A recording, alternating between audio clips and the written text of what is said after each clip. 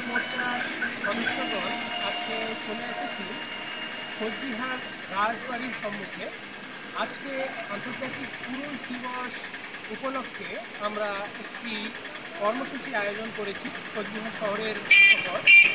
আমাদের আজকে কর্মসূচির প্রথম পর্ব ছিল কোচবিহার কোতোয়ালি থানায় ভারপ্রাপ্ত পুলিশ আধিকারিকের কাছে একটি পুরুষ অধিকার বিষয়ক ডেপুটেশন প্রদান, এবং সেই ডেপুটেশনটি আমরা মাননীয় পুলিশ আধিকারিকের কাছে প্রদান করেছি এবং তিনি আমাদেরকে আমাদের দাবি সমূহের সাথে সহমত পোষণ করেছেন এবং সহযোগিতার আশ্বাস দিয়েছেন।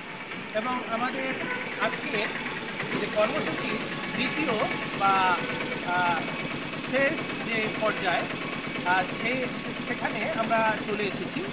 আজকে আমাদের কর্মসূচির দ্বিতীয় অংশ কোচবিহার রাজবাড়ির সামনে একটি সচেতনতামূলক পথসভা এবং লিফলেট ডিস্ট্রিবিউশন কর্মসূচি।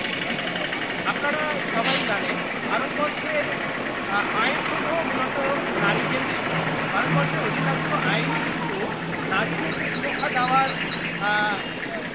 উদ্দেশ্য নিয়ে তৈরি করা হয়েছে, এবং স্বভাবতই ভারতবর্ষে পুরুষদের জন্য আইনি যে সুরক্ষার ব্যবস্থা কিন্তু আমরা দেখতে পাই না।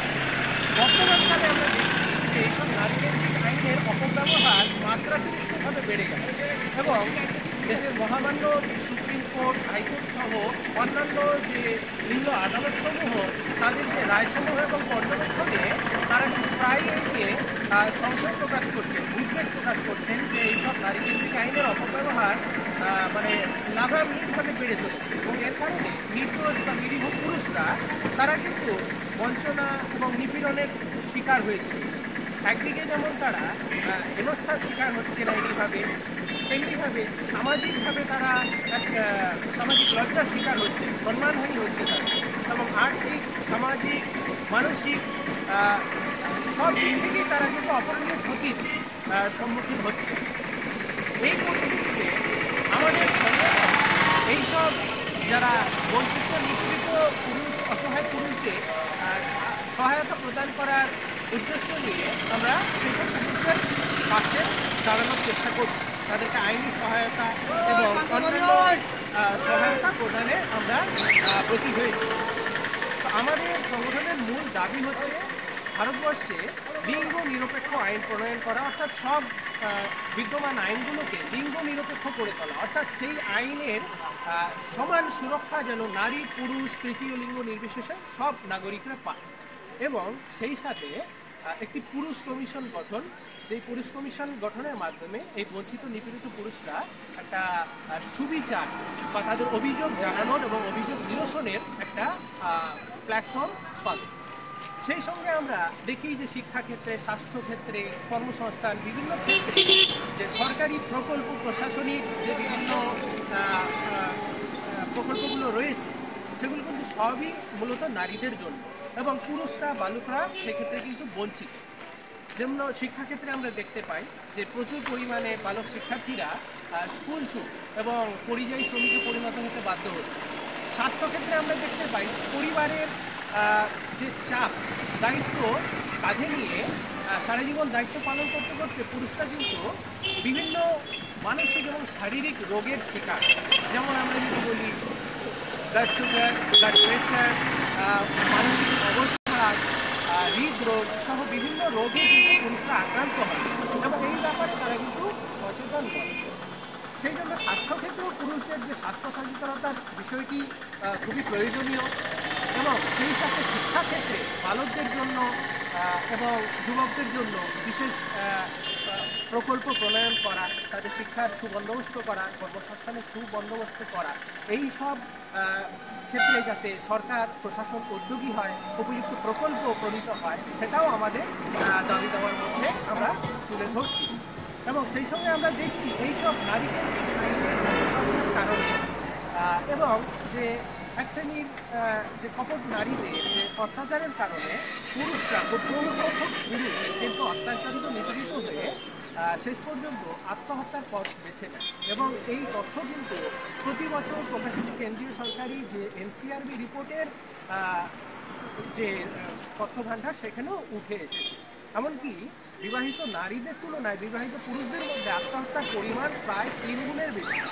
এটা কিন্তু আমাদেরকে নিঃসন্দেহে ভাবিয়ে তোলে যে আমাদের দেশের ভবিষ্যৎ মানে পুরুষদের ভবিষ্যৎ মানে কী হতে চলেছে এবং এর শেষ কোথায়, সুরাহার ব্যবস্থা কী আছে। এই জন্য আমাদের কিন্তু অবিলম্বে প্রয়োজন প্রশাসনিক স্তরে, সরকারি স্তরে, আইনি স্তরে এবং বিচার বিভাগীয় স্তরে পুরুষদের জন্য যে ন্যায় বিচার, পুরুষদের জন্য যে যে সুরাহা, তাদের সমস্যার প্রতিকারের উপযুক্ত ব্যবস্থা সংস্থান তৈরি করা, তার জন্যই আমরা লড়াই করে চলেছি। সেই সঙ্গে আমরা দেখতে পাচ্ছি যে বিভিন্ন আইন, যেমন ধর্ষণ, শ্লীলতাহানি, নারীকেন্দ্রিক যে আইনগুলো আছে সেগুলো কিন্তু অপব্যবহার করেও নারীরা কিন্তু কোনোরকম শাস্তির আওতায় আসছে না বা জরিমানার আওতায় আসছে না। এই কারণে কিন্তু এই প্রবণতা আরও বেড়ে চলেছে এবং খোরপোশ আদায়ের জন্য এই ধরনের মিথ্যা মামলা করা এবং তার সাথে সাথে পরকীয়া যেভাবে বেড়ে চলেছে, তার কারণে এইসব মিথ্যা মামলা প্রবণতা আরও কিন্তু বেড়ে চলেছে।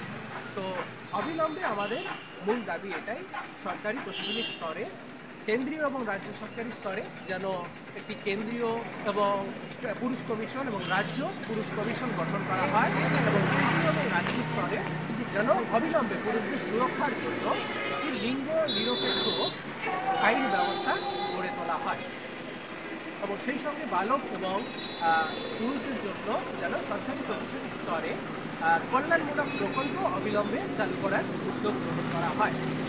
সবশেষে আমরা অনুরোধ রাখব, আমাদের এই যে কর্মপ্রয়াসে নিপীড়িত, বঞ্চিত, অত্যাচারিত পুরুষদের সহায়তার কাজে, তাদের পাশে দাঁড়ানোর ক্ষেত্রে আমাদের এই প্রয়াসে যেন সব শ্রেণীর মানুষ আমাদের সাথে আমাদেরকে সমর্থন করেন এই দাবি দেওয়া এবং আমাদের এই যে প্রয়াসে যেন তারা সক্রিয়ভাবে যুক্ত হয়। তাহলেই কিন্তু অদূর ভবিষ্যতে আমরা আমাদের এই যে লক্ষ্য পূরণ, অর্থাৎ লিঙ্গ নিরপেক্ষ আইন প্রণয়ন এবং পুলিশ কমিশন গঠনের মাধ্যমে নিপীড়িত বঞ্চিত পুরুষদের যে সুরক্ষা প্রদান, একটি তাদের জন্য একটি সুরক্ষিত ভবিষ্যৎ আমরা গড়ে তুলতে কিন্তু সক্ষম হব এবং সেই সঙ্গে সমাজের যে ভারসাম্য, একটি সুন্দর ভারসাম্যযুক্ত সুষ্ঠু সমাজ আমরা কিন্তু সকলকে উপহার দিতে পারব।